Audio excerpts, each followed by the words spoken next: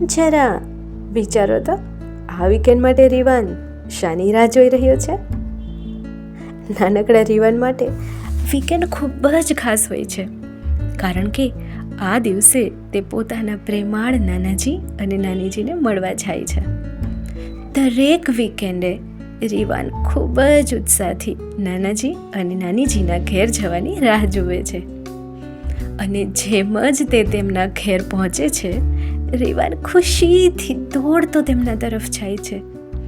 નાનાજી અને નાનીજી તેને ખૂબ પ્રેમથી ગળે લગાવી લે છે. આ પ્રેમાળ હગ રીવાનને ખૂબ જ ખુશ કરી દે છે. તેમની સાથે પસાર થતી દરેક પળ પ્રેમ, આનંદ અને ખુશીઓથી ભરેલી હોય છે. નાનાજી અને નાનીજીના ઘરે દિવસની શરૂઆત થાય છે ભગવાનની પ્રાર્થનાથી.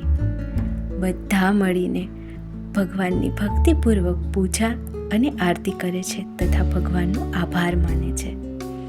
હાથ જોડીને શાંત ભર્યા ચિત્તથી સ્માઇલ સાથે બધા કહે છે, જય સ્વામિનારાયણ. પછી નાનાજી અને નાનીજી રીવાનને ખૂબ પ્રેમથી આશીર્વાદ આપે છે. પ્રાર્થના પછી નાનીજી રીવાનને આપે છે પ્રેમથી બનાવેલો હેલ્ધી પ્રસાદ, એ પણ વિધાઉટ શુગર.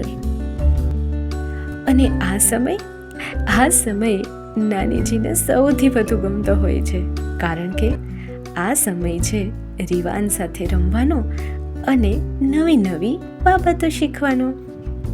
અને રસોડામાં પણ નાનાજી અને રીવાન નાનીજીને ખુશીથી મદદ કરે છે. બધા મળીને કામ વહેંચે છે. થોડી વારમાં બધા સાથે બેસીને ટેસ્ટી હેલ્ધી ભોજનનો આનંદ માણે છે, એ પણ નાનીએ બનાવેલું.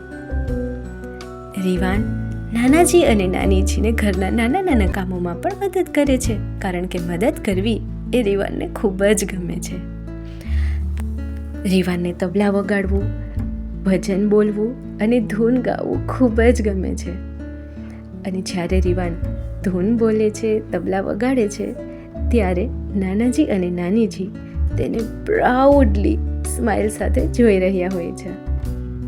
ભગવાનનું કીર્તન, ભગવાનની હાજરી અને પરિવારનો પ્રેમ આ ઘરને શાંતિ અને આનંદથી ભરી દે છે.